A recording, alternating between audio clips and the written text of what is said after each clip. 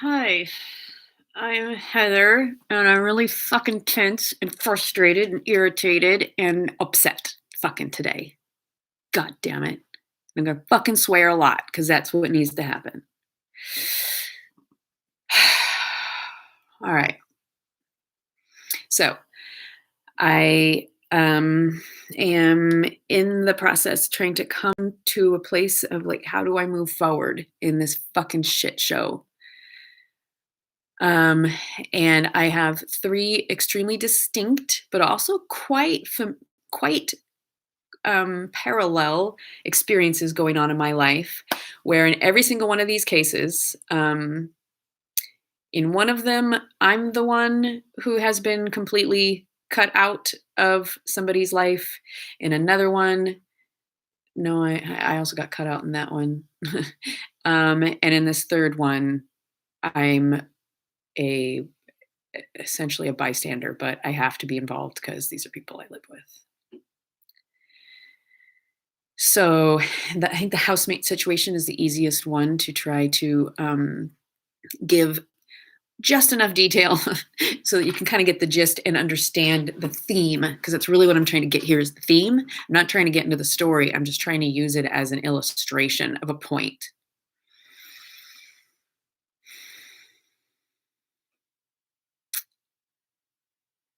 Or I could try to use the one with maybe my daughter would be easier in some ways. Okay. So, yeah, the daughter. So, my daughter and I have been through a tremendous amount of fucking trauma just in the past couple years alone. Prior to that, prior to 2014, when her dad and I were still married, there was a lot of fucked up shit that I didn't know was happening that was happening. So she has quite a bit of childhood trauma that unfortunately I only know pieces of. Um, but I do know with certainty because I was there with her, that she and I had a lot of challenges together, as well, both individually and together, um, since her dad and I split up in mid 2014. Um, and then unfortunately, things got even worse in 2020 when she and I fairly abruptly had to choose to stop living together so that she could have stability and I could save money on rent. And her dad became increasingly erratic and stopped paying child support, made it extraordinarily difficult to communicate with him, and put my kiddo into a situation where she essentially cut him out and just refused to see him because he was so erratic. And so she just had no idea what to expect anytime she saw him. And unfortunately, within days of me getting her installed in her own apartment a few months ago, I guess it was in February, and it's June now, um, she informed me of a whole lot of things that had been bothering her for a while, about me, and that she wasn't willing to talk to me, with the exception of about business stuff that we absolutely had to talk about. Um, the business of life. Uh, and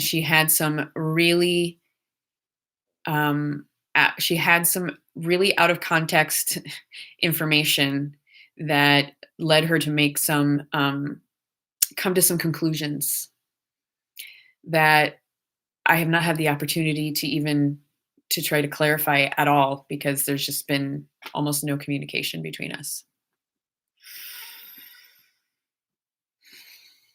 And so I can absolutely see from her perspective, based on the facts of my experience as well, that I can see where she could perceive me as somebody that she needs to just have no contact with. I have been erratic. I have been undependable. I do have um, a real struggle with mental health. And while I consider the tools I use to heal, which are somatic and vocal and loud, and somebody who just comes upon me while I'm in the middle of like an emotional release session really could reasonably think that I'm like a fucking lunatic, and that I am somebody who is in a danger to myself and others. And so I don't even know if this is even a part of what my daughter thinks, but I can imagine that it's possible that she could think, wow, my mother is unstable, undependable, has severe mental illness. I never know what I'm going to get when I'm around her. She's changed a lot, except for the labels are all I disagree with.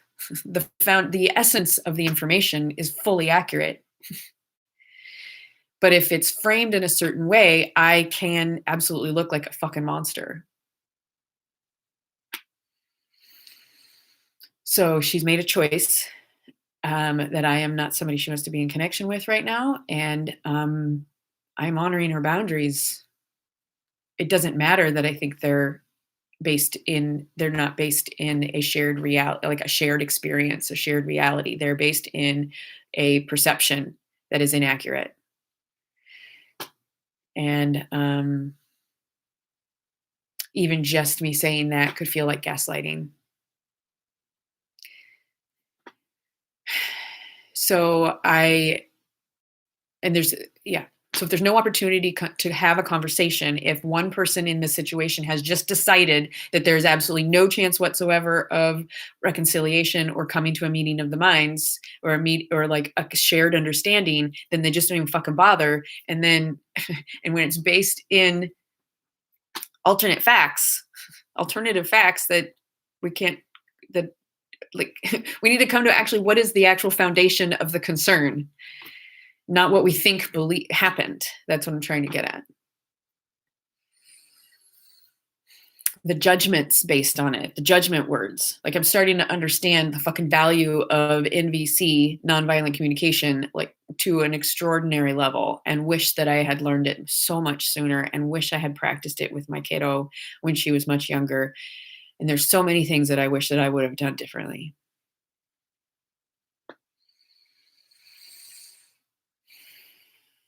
And I also need to take responsibility for myself and recognize that's part of the extremity of of like the intensity of my response to a housemate situation where one housemate has decided the other housemate, well, actually, these two housemates have decided that either of them are unsafe to be around and are um, definitely they can't be friends anymore. They were trying to be friends.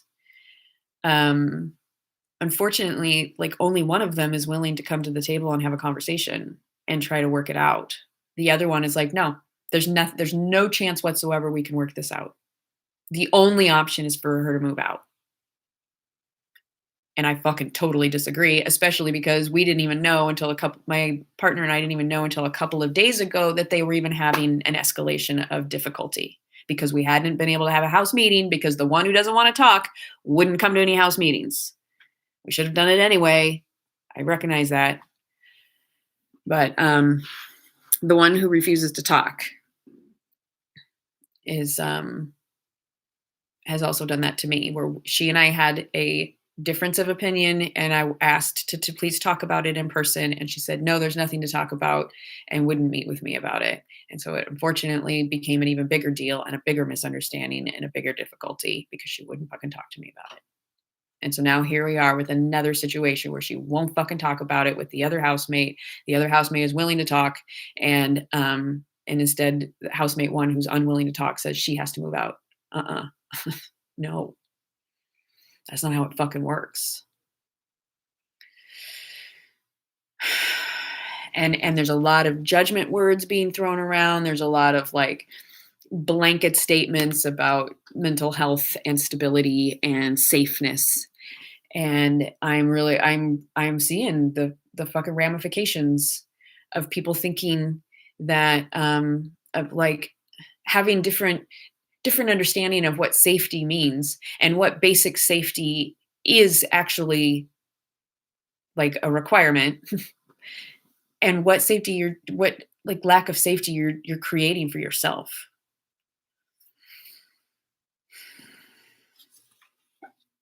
My partner and I have not had any of the same negative experiences that the person A has had with person B. I have had a lot of negative experiences with person A, the one who won't speak to anybody, except for in text, which makes me fucking bonkers. Quit fucking texting active, like emotional shit. That is not what we fucking text about. We have a conversation about that. What would you have done in the old days when there wasn't a phone? Did you just say nothing or did you write a letter? Like, you had a fucking conversation. That's what we do. That's the human thing to do.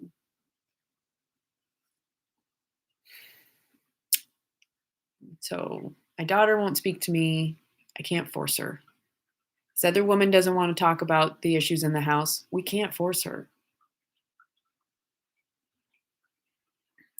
But I continue to make efforts with my kiddo. Send her emails, send her voicemails, I send her texts. Of course, every time I wonder, is this the wrong thing to do? Am I going over her boundary? All I'm doing is saying, I love you. I miss you. Will you please tell me how you are? And business stuff. Because she said I can message her about business stuff. And that feels like a fucking problem. And then all she ever hears from me is business. And I know that that was part of the problem when we actually were still talking, is we weren't talking about what was going on in our lives. We just talked about business. Like, well, we got to handle this and we got to pay that. And essentially I was having like really adult conversations with my teenager because I didn't have a fucking adult to have those conversations with. And she was in that time, like essentially my life partner. So she knew a lot about life, but she knew an adult level of stuff. And I recognize now there are other ways I could have handled that.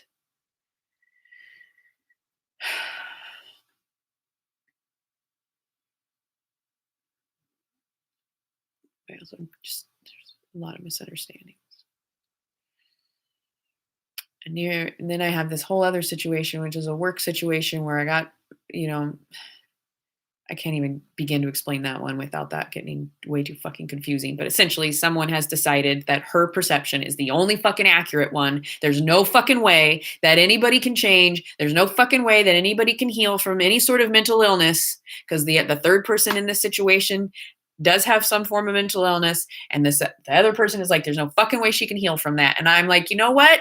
I feel a lot of understanding with this person. I think I've healed from some of the stuff you're claiming she has a problem with.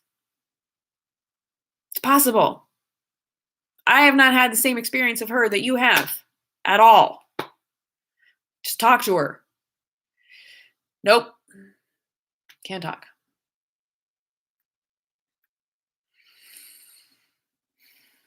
So, what is my role in this? How have I found myself in this situation in three relationships that are, at least formally were quite close to me, are all in a space where they say someone else in this situation is incapable of change and incapable of improvement and incapable of being trustworthy. And the other person in the situation is like, hey, I'm totally willing to talk. I really think there's a misunderstanding here. Can we please sit down and talk? Fuck. Okay. I guess I need to go move some more energy. What can I celebrate? I can celebrate that I thought of an alternative for my doctor's appointment today. It's all the way in Oregon City. It's at least 45 minutes each way. And I just do not have the capacity to drive that far today. And like that is too much focus and attention for the way my system feels. And so I called my doctor and said, can we please do a telehealth instead? Thank fucking God that's an option. At the very minimum, she'll say, no, I can't switch to telehealth. And, hopefully she won't charge me a cancellation fee. But there is an alternative now, whereas in the past, I'd have to like fake being sick or something instead of just saying, look, it's unsafe for me to drive. And she'll know, she'll understand. She knows what. Anyway, so I took care of myself in that way. I thought of an alternative that I hadn't thought of before. And then I thought of another idea that I feel like is a really good one. Part of the issue in the household is that we talk over each other. And I realized part of the reason why I start talking when person A is talking is because I think there's not a fucking chance in hell I'm going to get a goddamn word in edgewise unless I start fucking talking because she never stops. I can imagine perhaps she feels the same about me. So I'm going to propose, and she also values very highly that meetings be brief. And I value that highly too. And unfortunately, last night, something that I thought was going to be half an hour turned into nearly an hour, and I was just utterly wrecked afterwards because I didn't get a fucking chance to talk either. So I had to keep listening to her fucking words, and I didn't get to use any of my words. Maybe I got to use this many words. She got to use this many words. Um, so I'll say my suggestion to my partner to consider is like, okay, what if we do this? I can say, look, I think we can all agree that we all would like to be heard fully, and that I think we all can agree we do not appreciate being interrupted or talked over. So, a strategy to address that, and also to keep meetings quite brief. And each of us will get 2 minutes completely uninterrupted to say anything they want to say in those 2 minutes. And that entire time is for that person. They can do whatever they want with it. When the timer goes off, can switch to the next person and they can speak uninterrupted for 2 minutes. And if the three of us each get 2 chances to talk, this meeting will be 12 minutes long.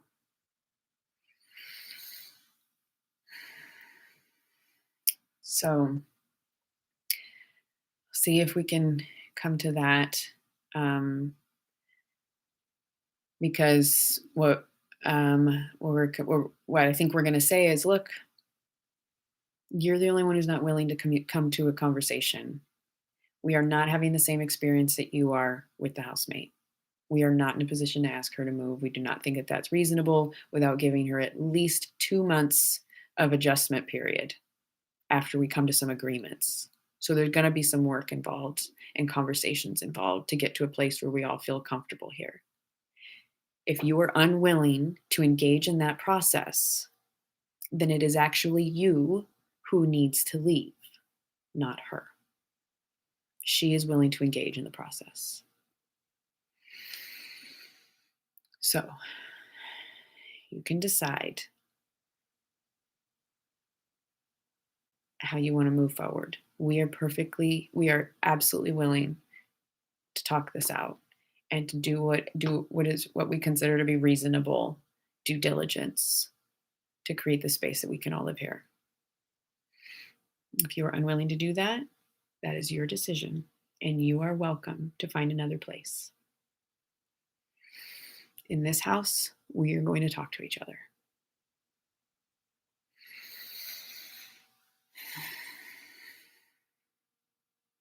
So, okay, I feel a little calmer now. I'm really trying to get the fuck out of my head because these issues that are just swirling around just really are really taking a lot of energy, and it hurts. It literally hurts my head.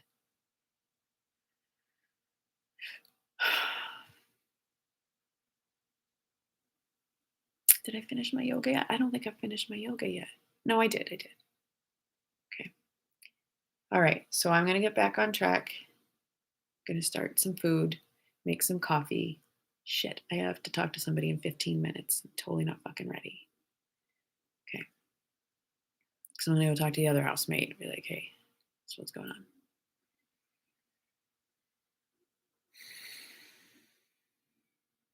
Okay. Thank you for being on the receiving end. Thank you for, I'm thanking myself for creating the space where I can come and just say where the fuck I want. Uninterrupted. God, I like that a lot. I fucking hate being interrupted because it also demonstrates that they are not listening. a way of being interrupted that I am open to is like, "Can we pause?" Like something like this. Can and and often there's a pretty natural point, like where a point is sort of wrapped up before a new one is made, and that's a good place to be like, "Can we pause, please? I need to catch up." I haven't been demonstrating or modeling that very much either. And maybe I can't use my hands. Maybe I can go like this, but like, can we please pause? I need to catch up. There's been too much information for me to keep up. Please pause.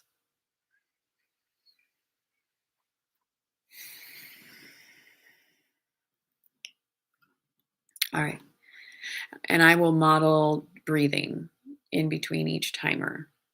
I won't necessarily even say that that's what I'm doing. I'm just like, as I'm setting it, I will take deep breaths. Who's next?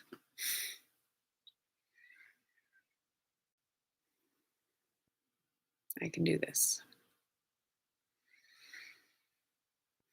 I can do hard things.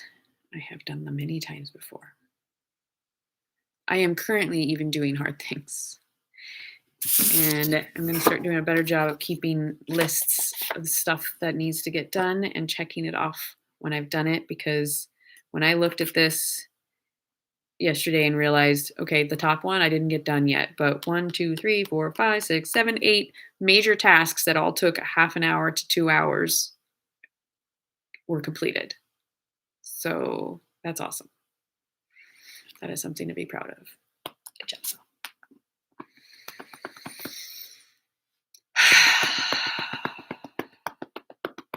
This feels really good to do. And this too.